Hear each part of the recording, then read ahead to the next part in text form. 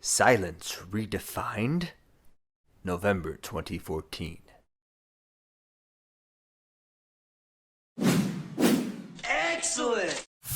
Hello everyone and welcome to Paul's Hardware. This is a fairly impromptu video because I just received this package in the mail from EVGA, and what this actually is my backplate for my GTX 970. So I'm going to do what I hope is going to be a tutorial on how to install this thing, but honestly, if you can't already tell, I have not opened this. I've actually not, I can't say I've never installed a backplate on a video card before, but definitely not this particular model or anything like that. So let's see what comes in the box. Nicely packaged. All you have to do so I did this for free because I bought the 970, so I just had to register that on the EVGA website. And then they have a temporary free upgrade plan going on right now for the 970. But apart from that, you get very easily laid out color instructions here. Remove the 5 circled screws indicated below. Okay. Cool. And this is specific to the 970 too, so nice attention to detail here. Alright, so the screws are actually already there. 1, 2, 3, 4, 5. And then there's some protective covering on the back plates.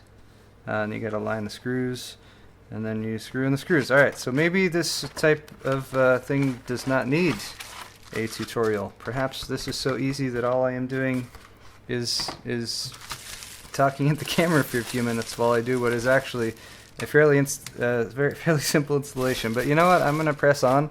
If nothing else, I'm going to give you guys a look at this once it's installed. I like the backplate so far. Looks pretty cool. Alright, so there's protective covering on here. It says to remove it. But you know what? The screws are actually... The screws are not covered up, so I'm going to leave that on while I install. Yeah, pro tip, right? Leave that on while you do the installation. Oh, use a Phillips head screw. That's pro tip number 2. But yeah, I'm going to leave that on while I do this installation, and maybe that will help to keep me from getting it all fingerprinted up.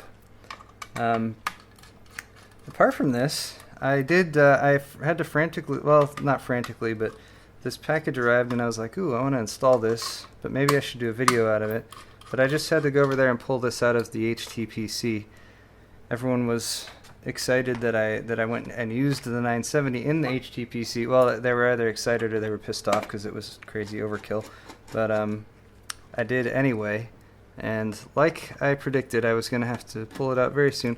Although I didn't pull it out to run benchmarks, I pulled it out to install this backplate. This screw doesn't want to come out.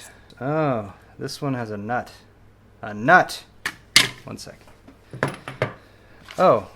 You know, it's attention to detail. The mounting hole closest to the top will need the included nut to secure the screw. Hold the nut centered over the hole and thread the screw through the nut. This will keep it in place. So see, they even pointed that out to me. I just didn't read the instructions thoroughly enough. Okay. This is recommended type of pliers for this activity. There we go. Alright, I'm gonna just trying to keep things pretty. Okay, so screws have been removed. There's this. They do have a bit of thermal padding in there for contact with some of the heat sinks, or not the heat sink. So the pads will actually go over some of the memory modules on there. So that's cool. That provides ostensibly a bit more functionality by maybe providing a little bit more cooling for those memory modules. Maybe I can now overclock my memory even more. That'd be sweet. Okay, so we got it lined up there, and now we will just replace those 5 screws. This has been a riveting tutorial so far, right, you guys? If anyone needs any special tips on screwing in screws, the proper methods of doing so, let me know in the comments section, because a how to screw tutorial, I think, could be something that I might decide to put together at some point. Definitely hasn't been requested, but who knows? Maybe it was just something that people didn't know I was even considering doing. Maybe now that I've mentioned it will be the most requested thing, a screwing tutorial. Okay. One more. This is the tricky one with the nut. Again, gonna go with my patented technique here of holding the nut with large, oversized angle-tipped pliers.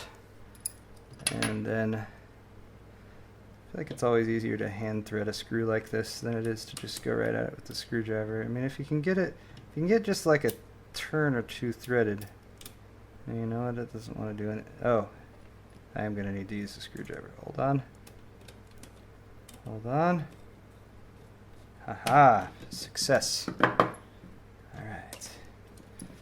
And there we go. Backplate installed. Massive upgrade. And now the reveal of the EVGA GeForce GTX 970 Superclocked Edition backplate. There we go. Oh, that's pretty. That's so pretty. So the EVGA, it's got a cutout right there, GeForce GTX 970 on it. Sort of a varied size of the holes there, which gives kind of a cool effect. They're kind of larger towards the center and they get smaller towards the outside. There you can see the backplate area around the GPU itself. That's very nice. And then they continue the design over on that side. So the look you're going to get at your card now from the side, you're going to be seeing that goodness.